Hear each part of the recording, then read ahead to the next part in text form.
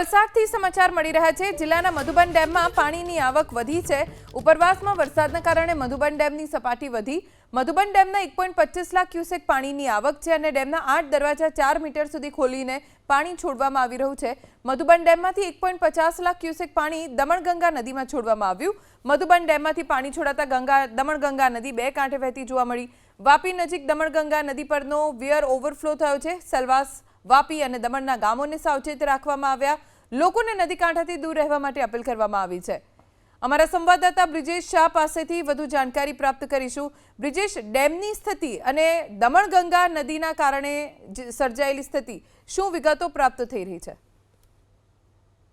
ઉપરવાસમાં વરસાદને લઈને મધુબન ડેમમાં પાણીની આવક થઈ રહી છે અને ગઈકાલે એના દરવાજા ખોલવામાં આવ્યા હતા। આજની સ્થિતિને સમજીએ તો મધુબન ડેમના 8 દરવાજા 4 મીટર સુધી ખોલાયા છે અને તબક્કાવાર થોડું પાણી એમાંથી છોડવામાં આવી રહ્યું છે।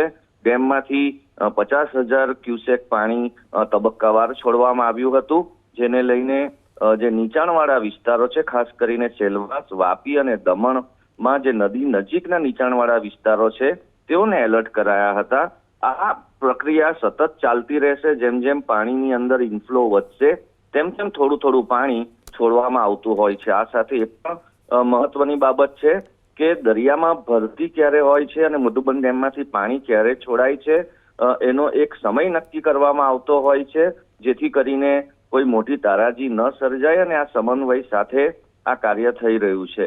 દમણગંગા નદી અત્યારે બે કાંઠે વહી રહી છે અને એનો જે વાપી પાસેનો વિયર કમ કોઝવે છે એ ઓવરફ્લો થઈ રહ્યા છે। અદ્ભુત નજારો છે જેને લોકો પણ જોવા જઈ રહ્યા છે। જી, આભાર બ્રિજેશ આ જાણકારી આપવા માટે।